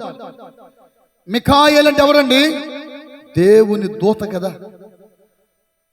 యుద్ధములు చేసేటువంటి దూతగా పేరుంది కదా. అలాంటి బలాఢ్యుడైన మికాయేలుని బలపరిచింది ఎవరు? దానియేలు యొక్క ఉపవాస ప్రార్థన. దేవునికి స్తోత్రం చెప్పు. హల్లెలూయా. ఈ భూమి మీద ఒక వ్యక్తి ఉపవాసం ఉండి దేవుని సన్నిధిలో కడుపు కట్టుకొని ప్రార్థన చేసి ప్రార్థనలో పోరాడుతూ ఉంటేనట పరలోకములో ఉన్న దేవుని దూతలకి బలము, శక్తిని పొందుకొని దుష్టుని జయించడానికి దేవుడు సహాయం చేస్తాడు. ప్రభుకు స్తోత్రం చెప్పు. హల్లెలూయా. అందుకే చెప్తున్నాడు వచ్చినటువంటి గబ్రియల్ దూత, పారసీక రాజ్యాధిపతి నన్ను 21 దినములో, ఎన్ని దినాలు చదువు మాట 13వ వచనం. ఏం చేశాడు? గబ్రియల్ అనే దూతని ఆ లోకాధికారి ఎదిరిస్తే అప్పుడట దానియేలు ప్రార్థన బట్టి మికాయేలు వెళ్ళి వారితో యుద్ధం చేసి గబ్రియల్ని కిందకి పంపించాడు. ప్రభుకు స్తోత్రం చెప్పండి.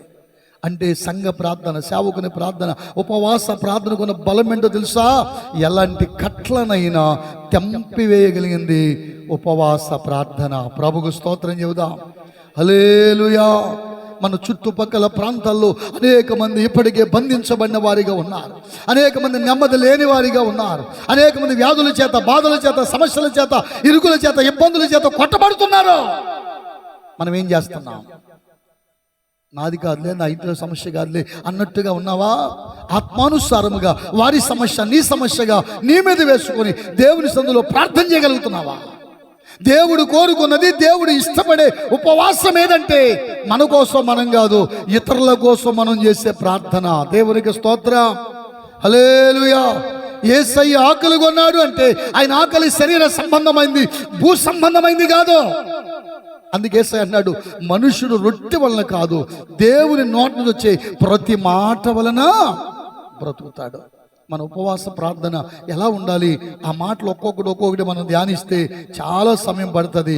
ఒక్క మాటను మీకు క్లుప్తంగా వివరించి ఈ రాత్రిని ముగించేస్తాను. చూడండి, ఆ చదివిన భాగం యెషయా గ్రంథము 58వ అధ్యాయంలో ప్రియులారా ఒక్క మాటని మీకు జ్ఞాపకానికి తెస్తాను. 58వ అధ్యాయం చూడండి, 8వ వచనంలో దిక్కుమాలిన బీదలను ఏంటంట?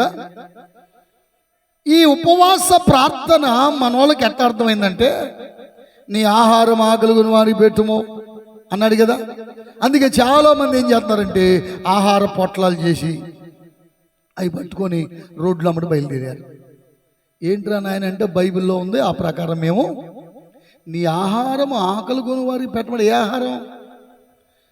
అదే సొలొమోను గారు ఇంకో మాట చెప్పాడుగా, నీ ఆహారం నీళ్ళ మీద వేయము. మరి వేస్తున్నారు వెళ్ళి రోజు ఆహారం అంతా పట్టుకెళ్ళి నీళ్ళ మీద ఎత్తే ఏమవుద్ది? ప్రయోజనం ఉందా? నీ ఆహారం ఆకలి కొని పెట్టి, అలా ఆహారం అంటే ఏంటి? ఆకలి కొన్నవాడు ఎవడో వాక్యానుసారంగా తెలియట్లే జనానికి. చాలా మంది దేవునికి ఇచ్చే భాగం డబ్బులు కూడా తీసుకెళ్ళిపోయి ఇలాంటి పనులు చేస్తున్నారు. దేవుని వాక్యం అర్థం కాక. దిక్కుమాలిన బీదలను నీ ఇంట ఏం చేసుకోవాలి? అసలు ఉపవాసం అంటే తెలుసా? నువ్వు కడుపు కట్టుకొని ప్రార్థన చేస్తే నీకు లాభమా, దేవునికి లాభమా? మాట్లాడరే. ఉపవాసం సురేష్ అయ్య గారు ఉపవాసం ఉన్నాడు 40 రోజులు. ఒక పూటే భోజనం చేశాడు, మిగిలిన 2 పూటలు లాభమేగా. మాట్లాడరేంటి? లాభమేనా? మనకి లాభం వచ్చే ఉపవాసం వల్ల దేవునికి అంటే ఉపయోగం. మనం చేసే ఉపవాసం వల్ల యేసయ్యకి మహిమ రావాలి. అంటే దేవుడు కోరుకునే ఉపవాసం వేరు. ఆయన ఉపవాసంలో ఒక పదం ఏంటంటే దిక్కుమాలిన బీదలను మీ ఇంట చేర్చుకోండి అన్నాడు. ఇప్పుడు విశ్వాసులు కూడా, సేవకుడు ఉపవాసం ఉన్నాడు, పూర్తి చేసేది అయిపోయింది. ఇప్పుడు మీరు కూడా ఏం చేయాలి? ఉపవాసంలోనికి వెళ్ళాలి. 40 రోజులు చేయలేకపోయినా ఎవరి శక్తి మేరకు వారు ఏం చేయాలి? దేవునితో కొంత సమయం గడపడానికి ఇష్టపడాలి. అంటే ఉపవాసము అని అంటే కడుపు కట్టుకొని మందిరంలో కూర్చోవడం మాత్రమే ఉపవాసం కాదు. ఉపవాసం అంటే మరొక అర్థం ప్రభు ఏం చెప్పాడంటే దిక్కుమాలిన బీదలు ఎవరున్నారో వారిని ఇంట నువ్వు చేర్చుకోవడం కూడా ఉపవాసమే. బైబిల్ ఒక వ్యక్తిని పరిచయం చేస్తాం మీకు. అతను ఎవరంటే కొర్నేలి. ఎవరు? ఇటలీ పటాలమనమైన పటాలంలో కొర్నేలి అనబడేటువంటి శతాధిపతి ఒకడు ఉన్నాడు. కొర్నేలి ప్రియులారా మన వాక్యంలో పరిశీలన చేస్తే కొర్నేలికి ఉపవాసాలు కొత్త ఏం కాదు, కొర్నేలికి ప్రార్థన చేయడం కొత్త ఏం కాదు. వాక్యంలో స్పష్టంగా రాశాడు, అవును దినము దేవునికి ప్రార్థన చేయుచుండెను. అతడు తన ఇంటి వారితో కలిసి ఇలాగూ చాలా ముచ్చటైన మాటలు కనపడతాయి. ఆ 10వ అధ్యాయం చదివితే అపోస్తలుల కార్యాల గ్రంథంలో కొర్నేలులో చాలా మంచి లక్షణాలు ఉన్నాయి. ఆ చుట్టుపక్కల ఎవరిని కలిపి ఏవయ్యా కొర్నేలు ఎలాంటి వాడు అంటే అందరూ మంచి మాటే చెప్తారు. ఆయనండి దేవుడండి అంటారు. ఇన్ని మంచి లక్షణాలు కొర్నేలు దగ్గరికి దేవుడు ఏం చెప్పండి, ఆయన ప్రార్థన చేయగా కొర్నేలి ఇదిగో ఫలానా చోట దైవజుడైనటువంటి పేతురు ఉన్నాడు, ఆయన్ని నీ ఇంటికి పిలిపించుకో అన్నాడు. ఇప్పుడు దేవుడు దైవజుని ఎందుకు పిలిపించమన్నాడు అంటే ఉపవాస ప్రార్థన మూలం ఏంటంటే దిక్కుమాలిన బేదలను ఇంట్లో చేర్చుకోవడమే ఉపవాసం.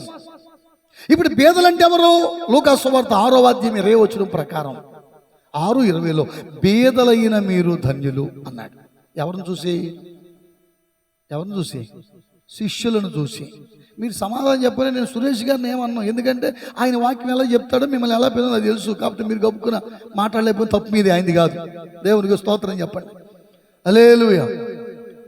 ఇప్పుడు సంఘాన్ని తమ్ముడు పెంచే తీరు విధానం నాకు తెలుసు కదా.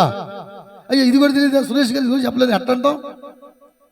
చాలా విషయాలు మీకు చెప్తాం, కాబట్టి మీరు ధన్యులు. ఎందుకంటే మీలాంటి విశ్వాసులు అన్ని చోట్ల ఉంటే బాగుంటుంది అమ్మ. ఎందుకు తెలుసా, మేము బైబిల్ కష్టపడి ఎత్తుకోవాల్సిన పని లేదు, చెప్పినే మళ్ళీ చెప్పేయచ్చు. మీరు అడిగిన వెంటనే చెప్పేశారనుకో భయం ఎంత చెప్పేవాడికి, అమ్మో వీళ్ళకి మామూలుగా అలా ఇలా చెప్తే కుదరదు, మొత్తానికి గట్టిగా శ్రమపడాలరా అనిపిస్తుంది. బీదలైన మీరు ధన్యులు అన్నాడు ప్రభు. అంటే బీదలు ఎవరు? ఇప్పుడు శిష్యులు. చెప్పండి ఎవరు? అంటే దేవుని పరిచర్య కోసం అన్ని త్యాగం చేసేస్తున్నాడు. దేవుని పరిచయం కోసం ఏం త్యాగం చేశారయ్యా? Auto తోలుకునేవాడు auto మనిషినా? మాట్లాడరా? దేనికోసం అండి? అవునుగా, పరిచర్య కోసమే కదా. మీ కొరకు ప్రయాసపడి ప్రార్థన చేసి కన్నీరు గార్చి రోధించి అంగలార్చి ఒకటే పని కలిగి దేవుని పనిలో ముందుకెళ్తూ ఉంటే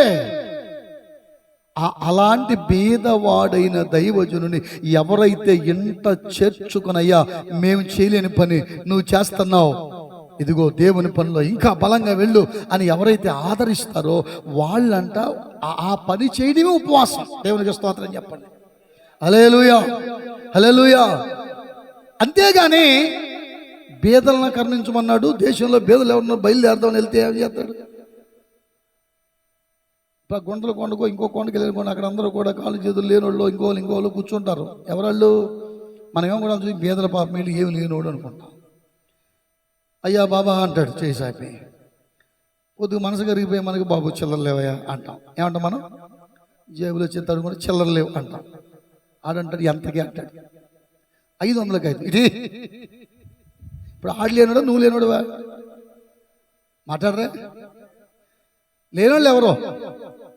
మా ఊర్లో మేము అద్దెకుంటున్నాం అప్పుడు ఒక ఇంట్లో. ఒక అతను సంచి తగిలించుకొని భుజానికి ఒక కాలు కుంటుకుంటూ వస్తున్నాడు. మా పాస్టర్ గారు కదా జాలి మనసు ఎక్కువ, పిలిచి పాపం ఎప్పుడు తిన్నాడో ఏమో అని చెప్పి భోజనం పెట్టింది. మంచిదేగా.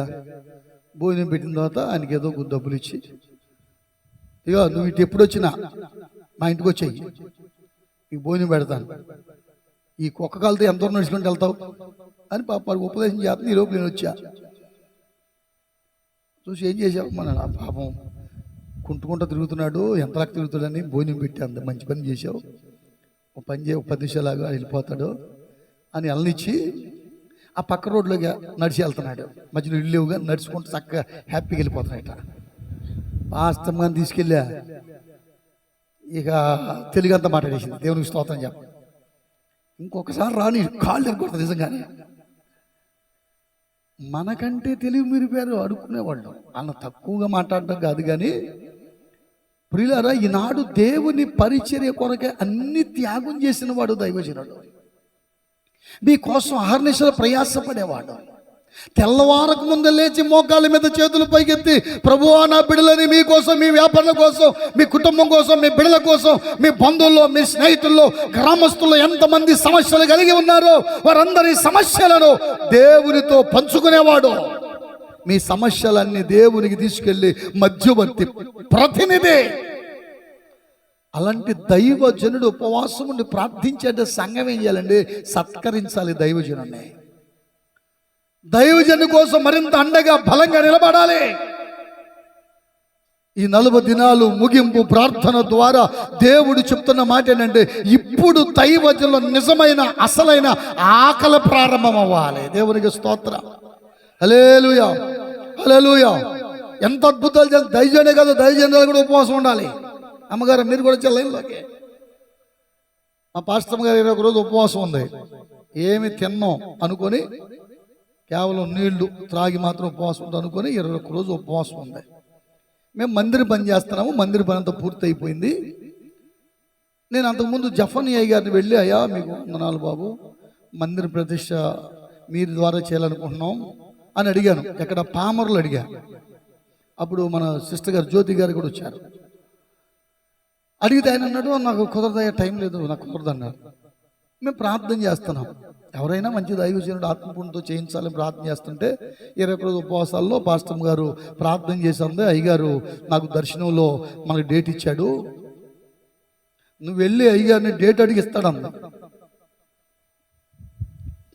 తమ్ముడు ఈ మాట తీసేయ ఎట్టింగ్లో మళ్ళీ ఆయన అన్నాడా? బాగోదు. దేవునికి స్తోత్రం చెప్పండి. హల్లెలూయా. ఆయన అసలుకే మామూలుడు కదే బాబు, మాట మాట్లాడుతామే గగనం. ఎవరితో? జఫన్యా గారితో మాట మాట్లాడంటేనే గసగ దొరికిపోతారు పాస్టర్ గారు. మళ్ళీ వెళ్ళి అడిగాను అనుకో, ఏం దొబ్బులు ఎడతాడు, లేనిపోయింది. ఎవరో అని చూద్దాను అన్నాను. నేను కాదు, ప్రభు నాకు చెప్పాడు నువ్వు వెళ్ళాను. ఎక్కడికి వెళ్ళాను? నర్సీపట్నం వెళ్ళాను డేట్ అడగడానికి. వెళ్ళి ఒక పూట అయిపోయింది, రెండో పూటగా మేము వచ్చేసే టైం. మెల్లగా నిన్న రూమ్లోకి వెళ్ళాను. అప్పటికే కసుపుసులు ఆడుతున్నాడు వాళ్ళ మీద. ఏర్పాట్లు ఏంటి అంటే నాకేం నచ్చలేదు అంటాడు. ఇప్పుడు మన వెళ్ళి అడిగి మనల్ని ఏమంటాడు, అదో భయం చేస్తున్నాం. సరే మొత్తం ధైర్యం చేసి వెళ్ళిపోయా, మందిర ప్రతిష్ఠ చేయాలి, మీరు డేట్ ఇవ్వాలి మాకు. ఇదే సంగతి. మందిర ప్రతిష్ఠ డేటా కాలేదని చెప్పేగా, దానికోసం ఎందరో వచ్చావా అన్నాడు. అవునయ్యా అన్నా. సరే నేను ఫోన్ చేసి చెప్తే వెళ్ళిపో అన్నాడు. దేవునికి స్తోత్రం. డేట్ ఇచ్చాడా? ఇవాళ ఫోన్ చేసి చెప్తా అన్నాడు. సర్లేమని చెప్పేసి మొత్తానికి ఫోన్ చేసి 2023 మార్చి 13వ తారీఖు ఇచ్చాడు. మేము అన్ని ఏర్పాట్లు చేసుకుంటాం చక్కగా, కావాల్సిన అన్ని ఏర్పాట్లు చేసుకుని ఇంక 2 రోజుల్లో మందిర ప్రతిష్ఠ అనగా 11వ తారీఖున ఫోన్ చేసి అత్మూరు శ్యాంబాబు గారి ద్వారా, అయ్యస్ బాబు గారు చెప్పండి, ఏమనుకోవద్దనండి, మా సంఘంలో నాకు అత్యంత ప్రియమైన సహోదరు చనిపోయింది, నేనే కార్యక్రమం చేయాలి, ఇప్పుడు బయలుదేరి వెళ్ళిపోతున్నాను, మళ్ళీ కార్యక్రమం తర్వాత బయలుదేరినా మీటింగ్కి అందుకోలేను, ఏ సేవకుడు కావాలో కోరుకోమనండి, ఆ సేవకుడు నేను పంపిస్తా నా ఖర్చుతో, వాళ్ళు ఏం కానుకేం ఇవ్వద్దు, నేను పంపిస్తాను, ఇది నా లోపం కాబట్టి నేను, మీరు ఎలాగైనా ఓకే అని అంటే నేను సరే ఎవరిని పిలుద్దామా అని ఆలోచిస్తున్నాను. ఏమంటుంది ఎవరు మూసుకోసాలు కానీ ప్రార్థన చేస్తే ప్రభు నాకు చెప్పాడు జఫన్యా గారు వస్తాడని, నువ్వేంటి అల్లీలు అంటావు, నువ్వు అట్ట కూర్చో, జఫన్యా గారే వస్తాడు. దేవునికి స్తోత్రం. హల్లెలూయా అందే. నేను అన్నాను, అయ్యా అల్లీలు ఎవరొద్దు, మీరే రావాలి, మీరే వస్తారు, మీరు వచ్చినప్పుడే, ఒకవేళ మీరు ఆ రోజు రాలేకపోతే మరో రోజు మార్చుకుందాం అన్నా. దేవునికి స్తోత్రం. 12వ తారీఖు మధ్యాహ్నం ఫోన్ చేశాయా, ఆ చచ్చిపోయిన సహోదరుని నేను వెళ్ళేదాకా ఉంచుతాకి ఇంటోళ్ళు ఒప్పుకోవట్లేదు, అర్జెంటుగా డెడ్ బాడీ తీసేయాలంటున్నారు కాబట్టి మరి మీరు ఏం ప్రార్థన చేశారేమో బాబా, మీ దగ్గరికి వస్తున్నా అన్నాడు. దేవునికి స్తోత్రం చెప్పండి. హల్లెలూయా. ఎలా సాధ్యమైంది? ఉపవాస ప్రార్థన. సేవకుడు కూడా ఉపవాసం కాదు, సేవకురాలు కూడా నలిగిపోవాలి, సేవకురాలు కూడా ఉపవాస ప్రార్థన వచ్చేయాలి, పిల్లలు కూడా వచ్చేయాలి, సంఘం కూడా మాట్లాడండి, సంఘం కూడా రావాలి. ఎప్పుడైతే మీరు అందరూ అలా ఉపవాస ప్రార్థనలోకి వచ్చి దేవుని సన్నిధిలో మొరపెట్టడం ప్రారంభిస్తారో ప్రియులారా, దేవుడు అసాధ్యమైన వాటిని మీ కొరకు సాధ్యపరుస్తాడు. దేవునికి స్తోత్రం చెప్పండి. హల్లెలూయా. ఈ 40 దినాల ఉపవాస ప్రార్థన ద్వారా దేవుడు ఈ సంఘమును మరింతగా విస్తరింపజేస్తాడు. అంతేకాదు 2 తలాంతులు కలిగిన వాడు మరి 2 తలాంతులు సంపాదించినట్లుగా, 5 కలిగిన వాడు మరైదు సంపాదించినట్లుగా ఈ పరిచర్య కోరుకొలు మాత్రమే కాదు, ఈ 40 దినాల ప్రార్థనల ద్వారా దేవుడు సరిహద్దులను విశాలపరుచునుగాక. ప్రాంతాలు దాటి, జిల్లాలు దాటి, రాష్ట్రాలు దాటి దేవుడు తన దాసుని వాడుకొనుగాక. ఆ విధంగా మనం ప్రార్థన చేద్దాం. తల్లో ఉంచండి, కళ్ళు మూసుకునండి, ప్రార్థన చేసుకుందాం. ఈ రాత్రి ప్రభు మనకిచ్చినటువంటి క్లుప్త వాక్య వివరణను బట్టి ప్రార్థన చేద్దాం. ప్రభువా, మీకు స్తోత్రమయ్యా, నీవెంత అయినా నమ్మదగిన దేవుడు, మాకు చాలిన వాడు. అందును బట్టి మిమ్మల్ని స్తుతిస్తున్నాం, అందును బట్టి మీ నామాన్ని ఘనపరుస్తున్నాం. మా జీవితంలో అసాధ్యమైన వాటిని కూడా నీవు సాధ్యపరచగలవని ఇప్పటికే అనేకమైన అంశములు పెట్టి మీ దాసులు మీ సన్నిధిలో ఆకలితో, ఆత్మల తీవ్రతతో ప్రార్థన చేస్తూ ఉండగా, చేసిన ప్రతి ప్రార్థన విన్నపానికి మీరు జవాబును దయచేయండి ప్రభు అంటూ ప్రభు సన్నిధిలో ప్రార్థన చేసుకుందాం, ప్రార్థన చేసుకుందాం, ప్రార్థన చేద్దాం.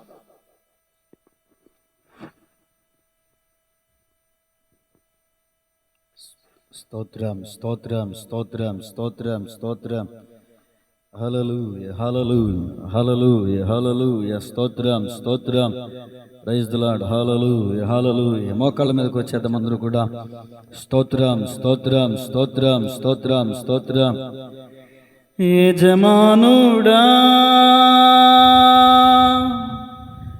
నా యేసు రాజుడా, తలంపులెల్లా నా తపన ఎంత, నీ చిత్తం చేయుటయే. నా తలంపులెల్లా నా తపన ఎంత, నీ చిత్తం చేయుటయే. పాడదాం. యజమానుడా నా యేసు రాజుడా, నా తలంపులెల్లా. పాడదాం అందరూ స్వరమెత్తి బిగ్గరగా, అందరూ కలిసి పాడాలి. నా తలంపులెల్లా నీ చిత్తం చేయుటయే. నీ కోసం జీవిస్తున్నా, నిన్ను నే ప్రేమిస్తున్నా. నీ కోసం జీవిస్తున్నా, నిన్ను నే ప్రేమిస్తున్నా. బలి అయి రక్షించితివా, బలి అయి రక్షించితివా. పరలోకం తెరచితివా, నాకై పరలోకం తెరచితివా. యజమానుడా నా యేసు రాజుడా, నా తలంపులెల్లా. పడాలి. నా తపన ఎంత, నీ చిత్తం చేయుటయే. నా తలంపులెల్లా నా తపన ఎంత, నీ చిత్తం చేయుటయే. నా దేశమంతటిని పరిపాలించుమయా. పాడాలి. అందరూ స్వరమెత్తి పాడదాం. పరిపాలించుమయా, పేదరికం తొలగాలి, పేదరికం తొలగాలి. అరాచకం ఆగాలి, అరాచకం ఆగాలి. యజమానుడా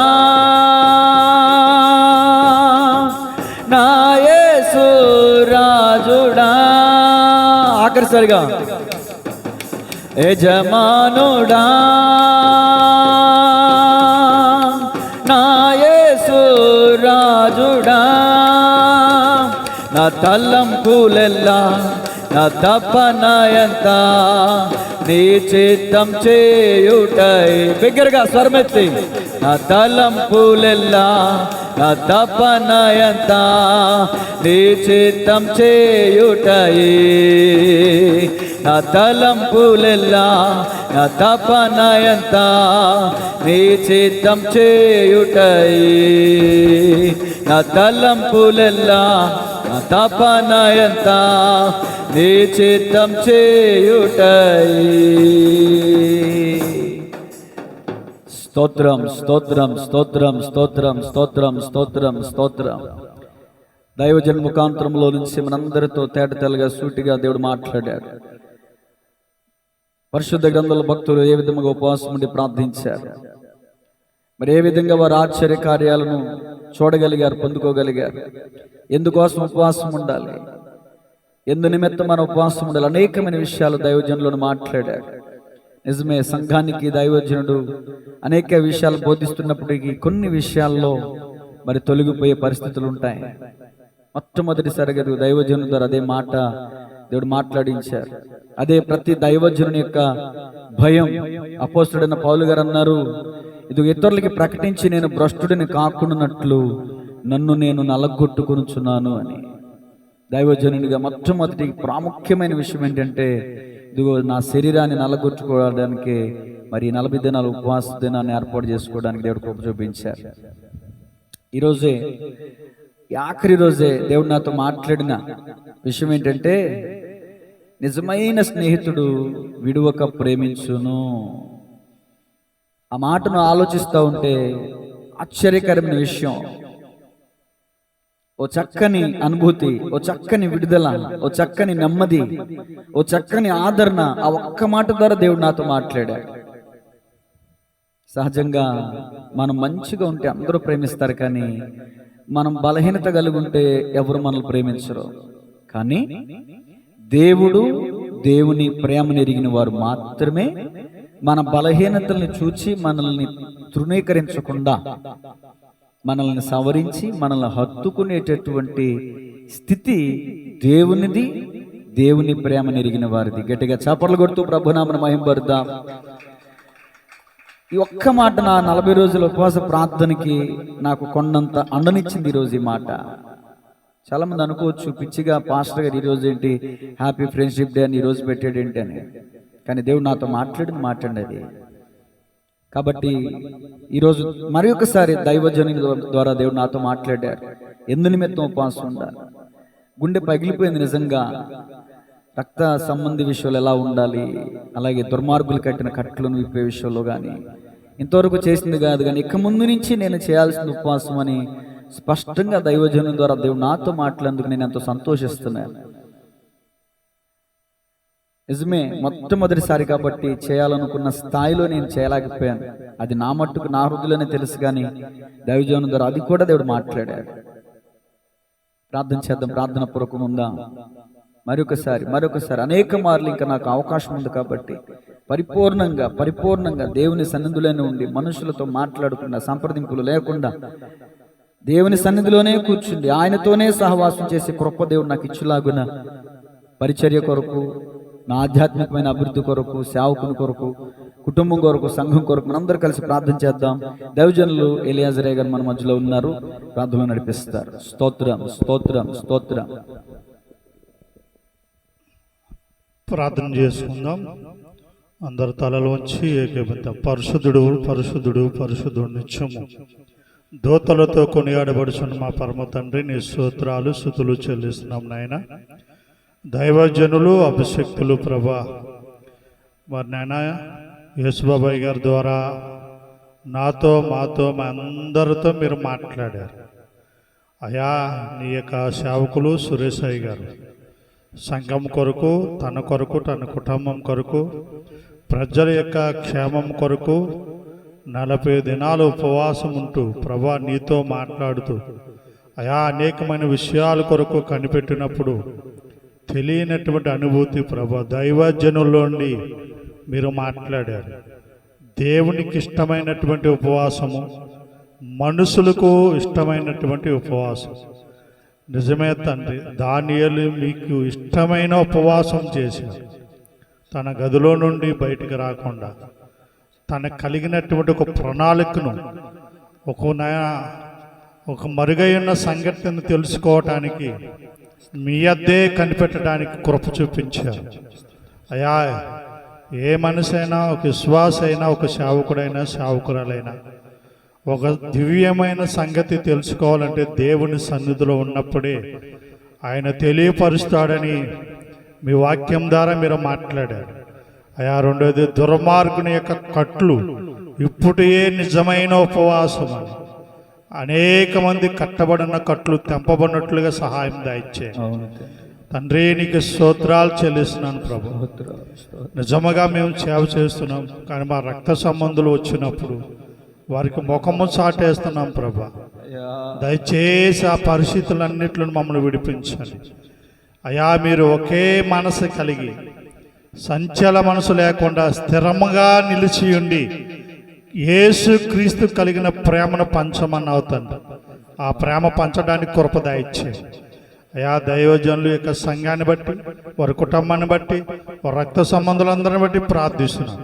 సంఘమంతా ఉజ్జీవింపబడి సజీవమైన రాళ్ళు వలె మండుచు అనేకమైన బంధకాలు తెంచడానికి కావలసినటువంటి యాకాత్మను దాయిచ్చేయమని సరే ప్రార్థిస్తున్నాను ప్రభు. మీరు సహాయము దాయిచ్చేయండి. యేసుక్రీస్తు ప్రభుల వారి తండ్రి, నేను శోధింపబడటానికి అరణ్యంలోనికి వెళ్ళి 40 రాత్రులు 40 పగలు నేను ఉపవాసం ఉంటూ అయా ప్రజల యొక్క బంధకాల కొరకు పగలంతా బోధిస్తూ వచ్చారు. అటువంటి అనుభవంలోనికి అయా దైవజనుల మమ్మలను సంఘాన్ని కూడా మీరు నడిపించమని అయా. ఈ దినము నీ దాసులను వారి కుటుంబాన్ని దీవించండి. వర్తమానం ఇచ్చినటువంటి దాసులను, వారి కుటుంబాన్ని, వారి సంఘాన్ని మీరు బలపరచండి. వారి బిడ్డలను మీరు బలపరచమని అయా. ఇలాగూ ప్రార్థించడానికి వారితో కలిసి సంఘములో కలిసి సార్వత్రిక సంగమగా మార్చబడటానికి ప్రభా, మేము కూడా ఈ పనిలో ప్రార్థించడానికి ఇచ్చిన కృప కొరకై స్తోత్రాలు. ప్రతి బలహీనపరచబడిన వ్యక్తులను మీరు మార్చండి ప్రభా. వారికి ఉన్న బలహీనతల నుండి, రోగముల నుండి అయా నా తండ్రి ప్రతి బంధకాల నుండి విడిపించండి. సందేహపరిచే ప్రతి ఆత్మలను విడుదల దయచేయమని మా రక్షకుడైన యేసుక్రీస్తు పరిశుద్ధ నామంలో ప్రార్థించి మనవలన్నీ అడిగి వేడి పొంది ఉన్నాం తండ్రి, ఆమేన్. దైవజనులు దీవెనిస్తారు. సమస్త జ్ఞానమును మించిన దేవుని సమాధానము మన హృదయములకును తలంపులకును కావలియుండును గాక. మన పరమ తండ్రైన దేవుని యొక్క ప్రేమయు, ప్రభు అయిన యేసుక్రీస్తు వారి కృపయు, పరిశుద్ధాత్మ దేవుని సన్నిధి సహవాసం చేరికున్న మనకును 40 దినాలు ఉపవాస ప్రార్థనలో ప్రభుతో గడిపి ముగించిన దైవజనులకు, వారి కుటుంబానికి, పరిచర్లకు, సకల లోక పరిశుద్ధులకు, రేపు జరగబోతున్న సర్వలోక ఆరాధనలకు ఇప్పుడును ఎల్లప్పుడూ సదాకాలము తోడుగా ఉండి ఆయన కృపచేత బలపరచును గాక. ఆమేన్, ఆమేన్. అందరికీ వందనాలు. Thank you sir. దయచేసి కూర్చుందాం. God bless you all. అందరికీ వందనాలు.